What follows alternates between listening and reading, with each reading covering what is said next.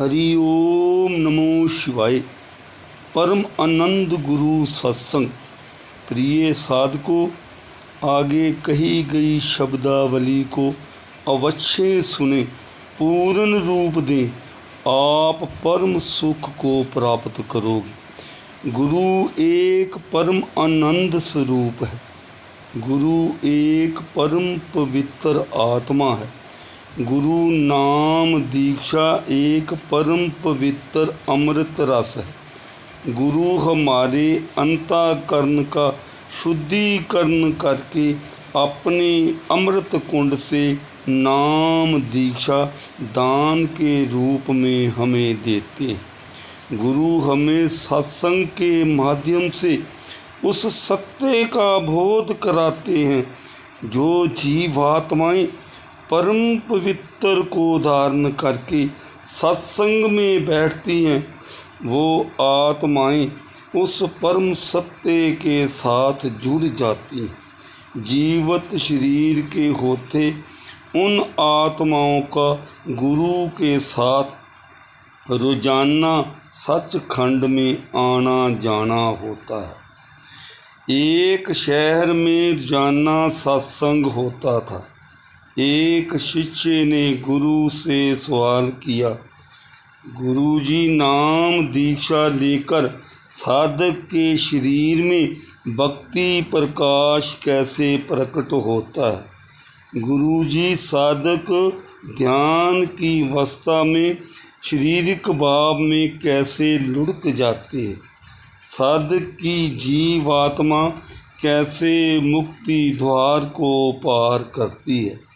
गुरु जी ने कहा, आपने बहुत ही अच्छे सवाल किए हैं मेरे शिष्य, इनका जवाब ध्यान से सुन।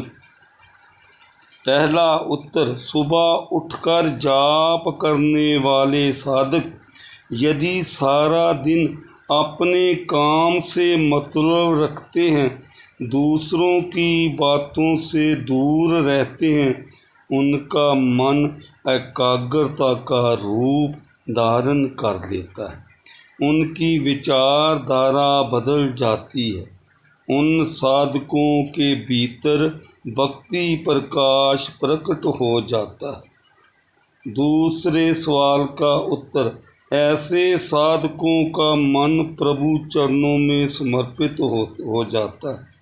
जो साधक रोजाना विचारों की गति में उलझ जाते हैं, वो साधक मन को एकाग्रता का रूप नहीं दे पाते।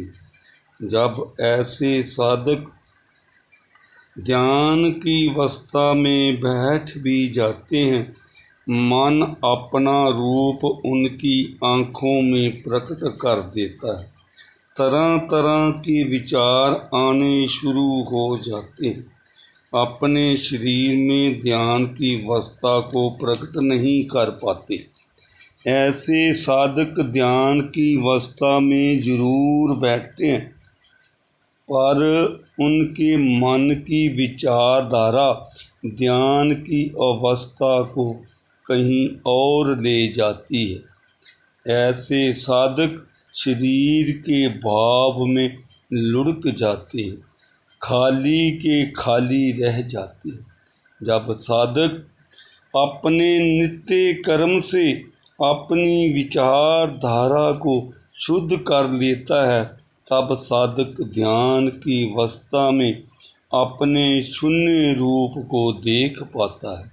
जैसी भक्ति का प्रकाश प्रकट होता है, साधक की जीवात्मा आगे की अवस्था में प्रकट हो जाती है।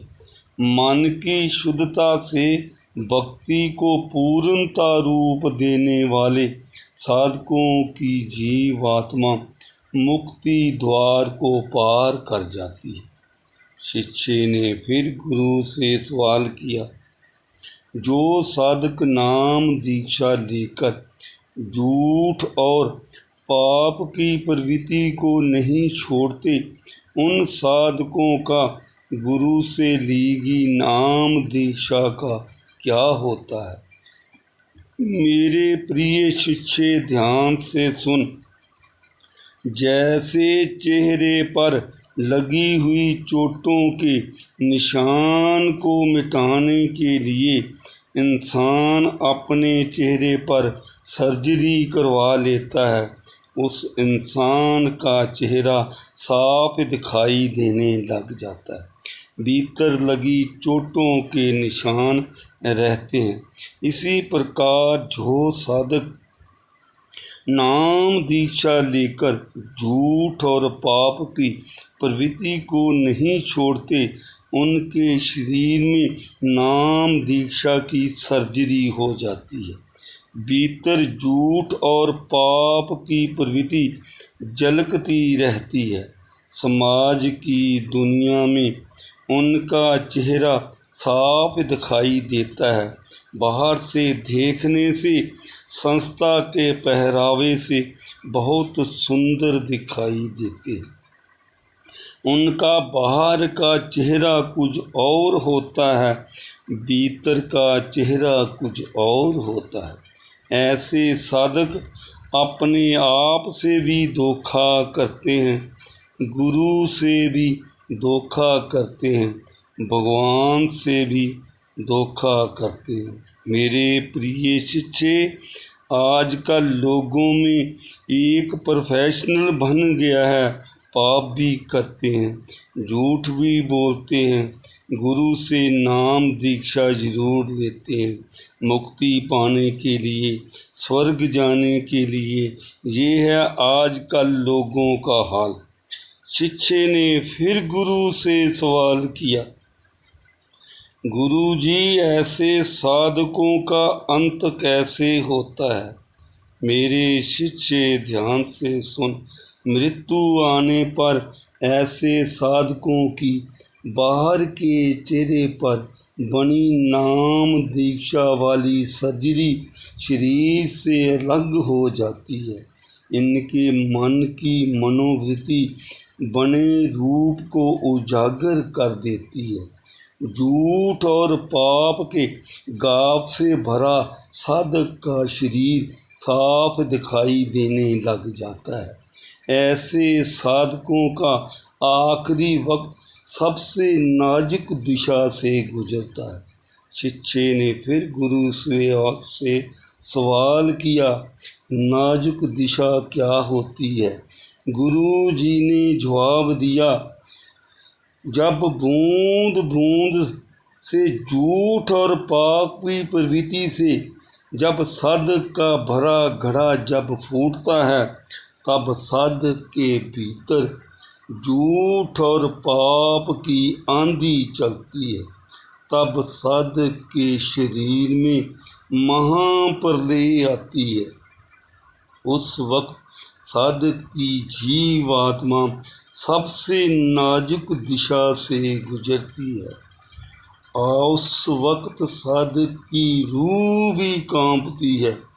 साधक के शरीर में भगवान के द्वारा बनाया गया ब्रह्मांड भी कांपता है, शरीर थरथराता है। मृतदेह को छोड़ने वाली जीवात्मा साधक को दिखाती है, क्या फ़ायदा तेरे नाम दीक्षा लेने का?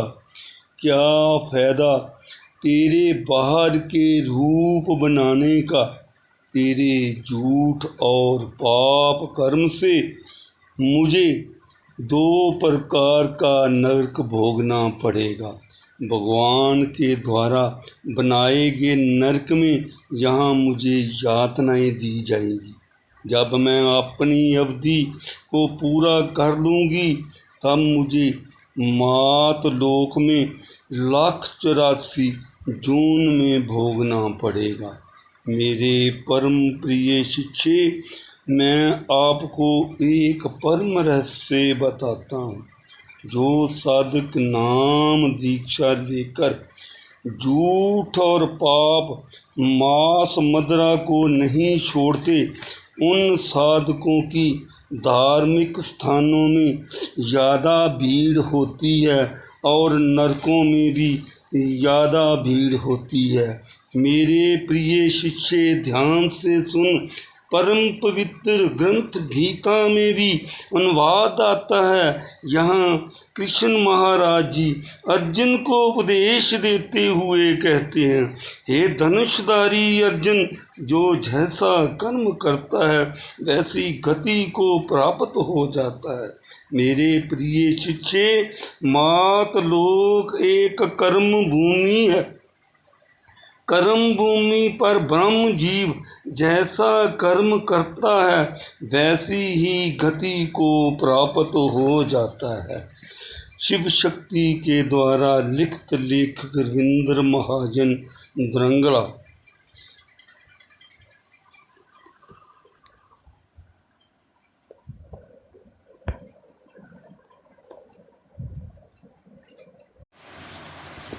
हरि ओम नमो शिवाय। परम आनंद गुरु सत्संग। प्रिय साधकों, आगे कही